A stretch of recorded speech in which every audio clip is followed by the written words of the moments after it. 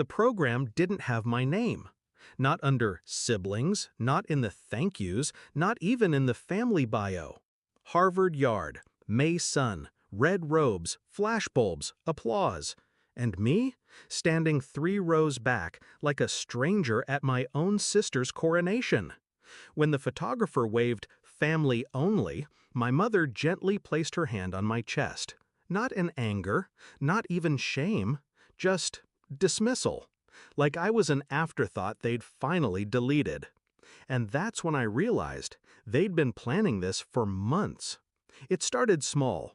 Missed calls, cold silences. My birthday forgotten 3 years in a row. At first I blamed myself.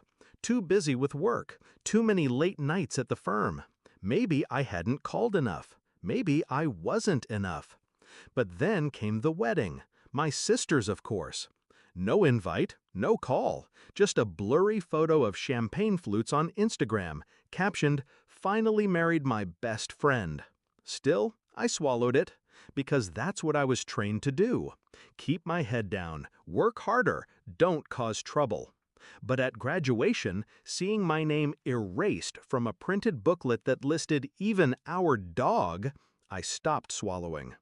6 weeks later, I got the call from my cousin Hannah. She was crying. "They changed the will," she said. "The lake cabin, your father left it to Rachel." I laughed, sharp, bitter. Of course he did. That cabin was my childhood, my first fishing rod, my mother's humming in the kitchen, my dad teaching me how to row before I could ride a bike. Rachel hated it, always said it smelled like dead trees and boredom. But it was worth nearly $1 million now, post-renovation, prime real estate.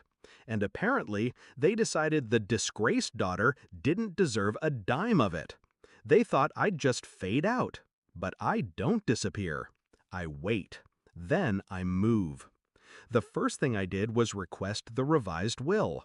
Hannah was right. Everything, stocks, house, cabin, heirlooms, reassigned to Rachel. I was mentioned once. No further claim to property shall be acknowledged. Cold, clinical, but careless, because they didn't count on 2 things. 1, I was a probate attorney. 2, I knew something they didn't. Dad had gifted me partial ownership of the cabin 10 years ago, back when I was still the good kid. He'd done it casually, after I helped him fight a zoning dispute on the land. "Just in case," he said, handing me the notarized form. "You earned it." I still had the original deed, signed, filed, legal. But they'd either forgotten or hoped I had. Either way, it was mine now. And I don't mean sentimentally, I mean legally. I didn't call them, didn't scream, didn't beg. I filed. Petition for partition and sale. In simple terms, force liquidation of the property and take my half in cash. If they refused, the court would order a sale anyway. It wasn't revenge yet, not quite, but it was the first domino. They lawyered up fast. My mother sent a letter through counsel. "We request a private resolution in honor of family." Funny, family hadn't been mentioned in years. I declined. Her attorney called it harsh. I called it overdue. Their defense was weak. Turns out Rachel had paid the property taxes for 1 year and thought that gave her some divine right to ownership. It didn't. What it gave me was leverage. Discovery phase unearthed more. Dad had diverted trust funds, originally intended for me, to fund Rachel's wedding, her grad school, even part of her husband's failed app startup. Receipts, transfers, emails. It was a buffet of betrayal.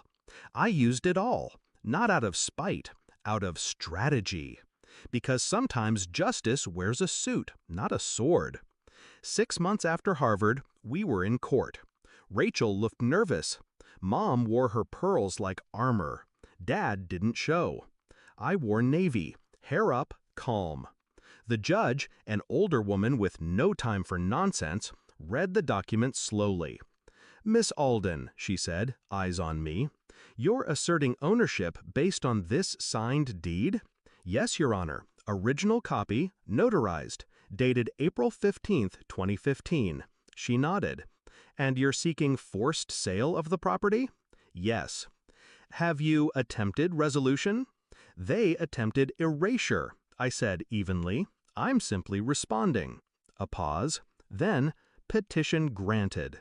The cabin sold for $975,000. After legal fees and Rachel's failed appeals, I walked away with just over $460,000.